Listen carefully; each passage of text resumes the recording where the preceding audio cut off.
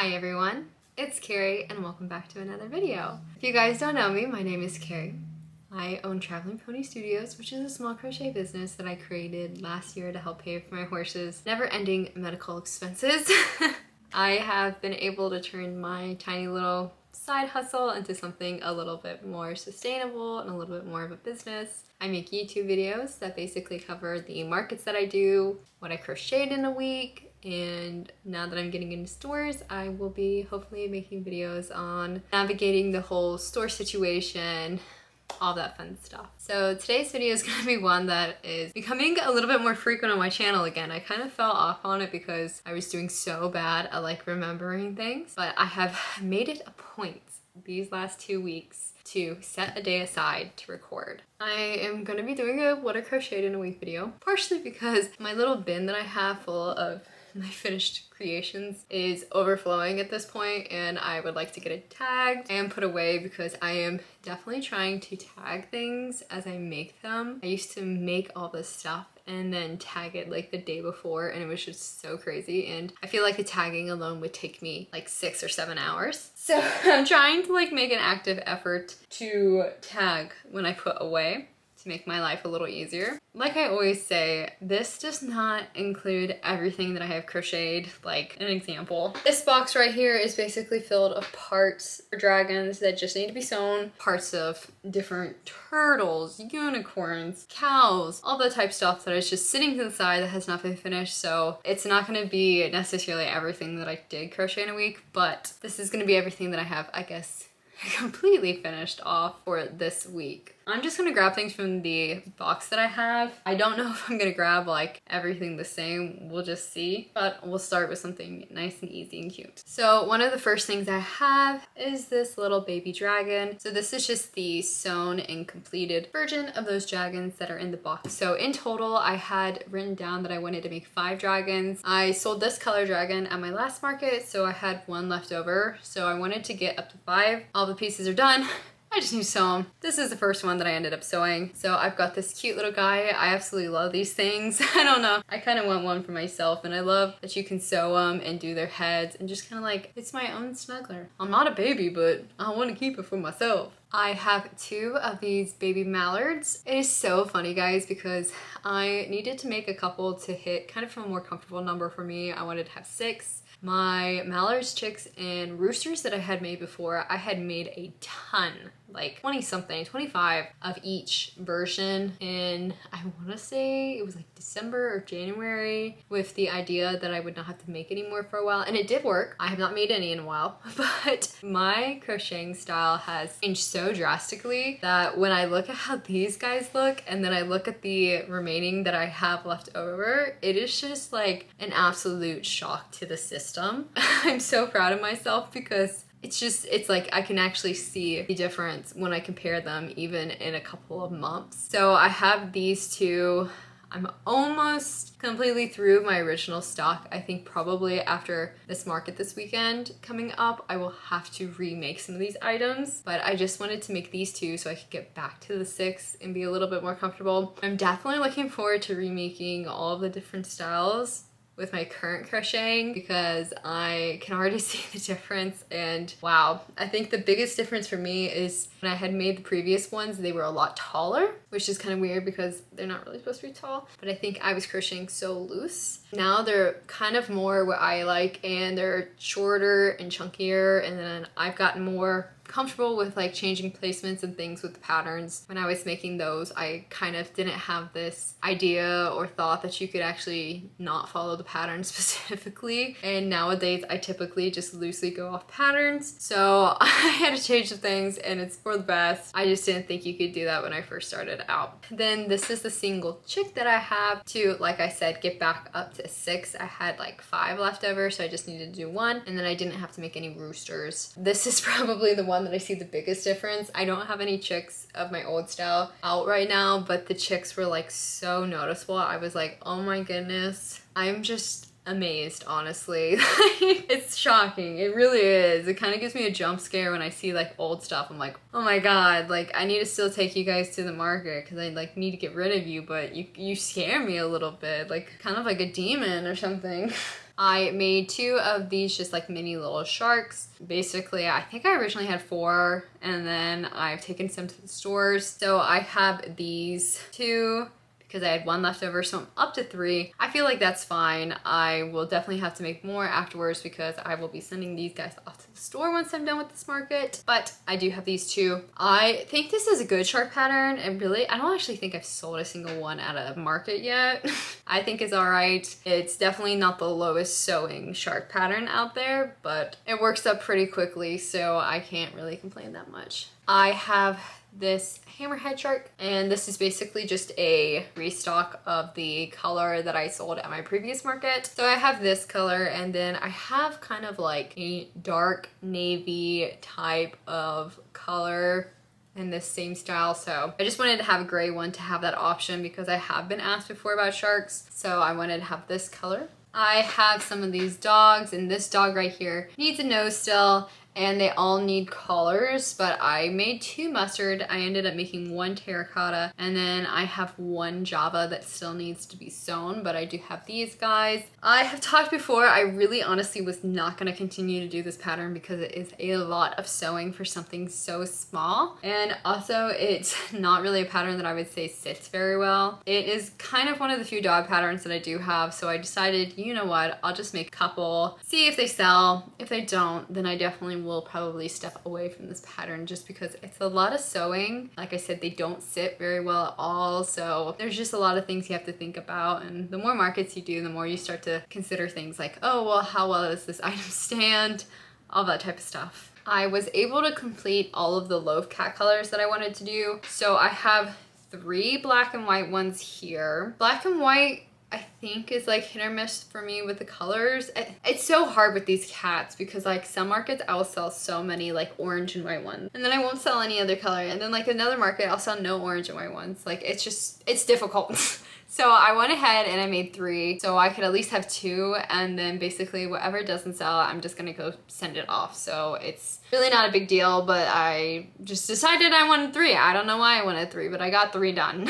I also made 2 black ones. I personally have a black cat. I love black cats. They're my favorite color. I've been asked about black cats before at markets, and the past couple ones that I've brought haven't really sold that well. I think it's not a color that somebody would go for unless they probably had a black cat. Like I have some people that buy the Loaf cats because they think they're cute, but they usually go for like the grays and whites, the black and whites, orange whites, more of those opposed to the solid black cat. I did go ahead and make 2. I did sell my previous one this past market the first time, but I just kind of decided, okay, well, I'll make it to have the option, and then of course I always just do my even numbers. If I can, at least I have to have 2 of each thing at least. So I went ahead and made these 2. And then here are the last brown and white cats. I swear it's brown and white. It looks black on the screen, but it is brown and white. It is this Java that they do at Chanel Home Slim, except it is like super dark. Really wish we could have a chocolate brown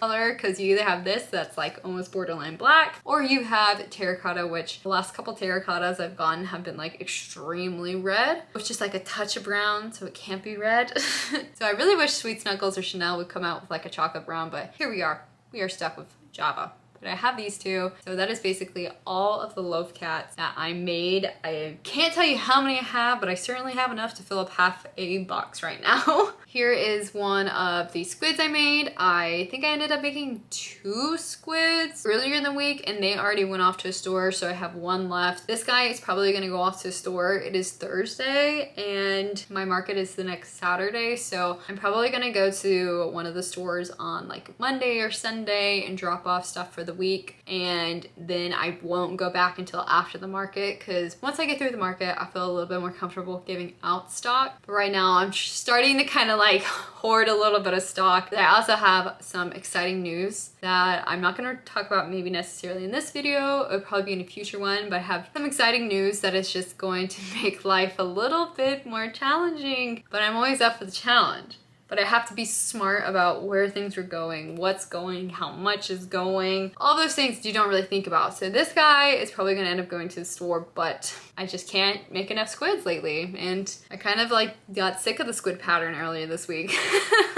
I have this purple penguin, and basically I had completed all of my color variations in the penguins, and then somebody ended up buying a purple penguin from my website. So I went ahead and remade the colors so I'd be back up to 2, and then I think basically the only penguins I have to make are like 3 normal color penguins, but I've gotten all of the color variations done, so I'm very excited about that. Here is one of the completed cherry blossom cows. I had 1 cherry blossom cow left over from my previous market, so I went ahead and made another one so I would have 2. So I just have this cherry blossom cow. I have these 2 lavender cows, and then I have 1 sunflower cow over there. And it's really funny because I was actually gonna have the sunflower cow ready for this video, but the person who helps me with sewing and everything, we were doing a lot of Pegasus and unicorns and just like in that mood, and somehow we lost one of the horns for the cows, and we were thinking like, oh, unicorns, Pegasus, they have a horn in the middle, so the single horn that was still left got sewn in the middle. So the cow kind of looked like a unicorn slash cow.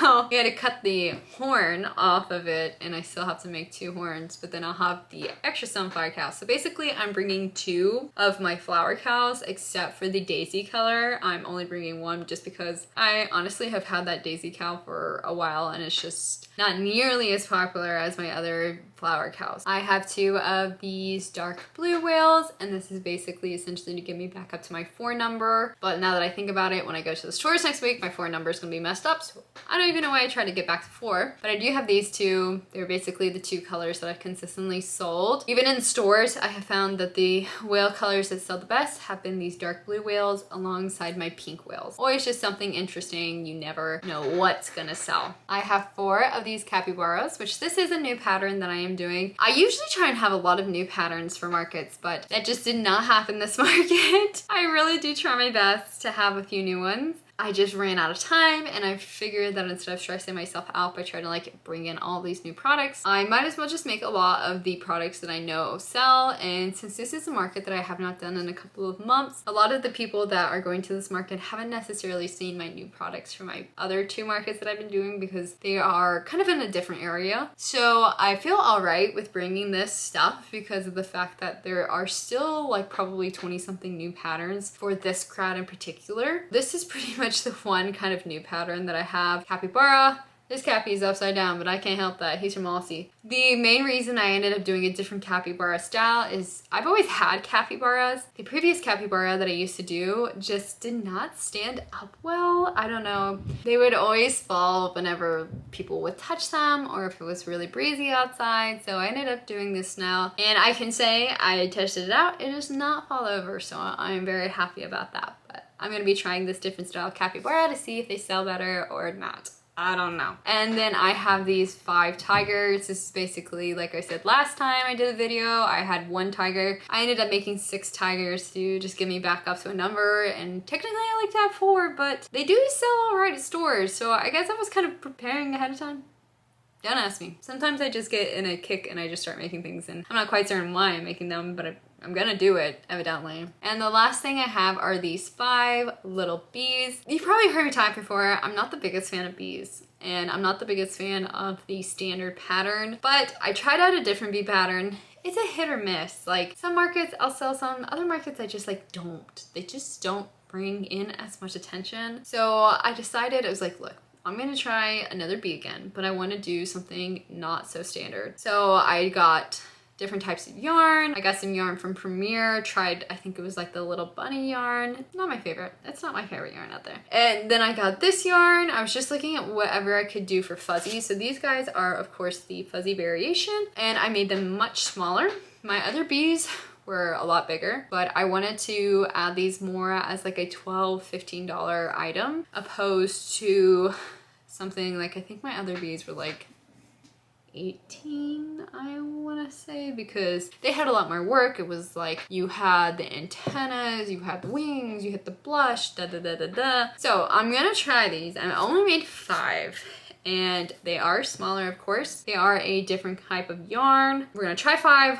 We're gonna see how it goes. If it's like a huge hit, then I'll switch back to doing bees in this style, but I'm gonna only do it with fuzzy yarn. I feel like if you're gonna do bees in this type of style, you have to have something that kind of separates you from the competition, because literally everyone does bees like this. It's hard not to see somebody at a market selling bees that look like this in terms of like shape and style. So I wanted to do something that kind of separated them. So it's like, okay, small, not big, fuzzy yarn. Let's see how it goes.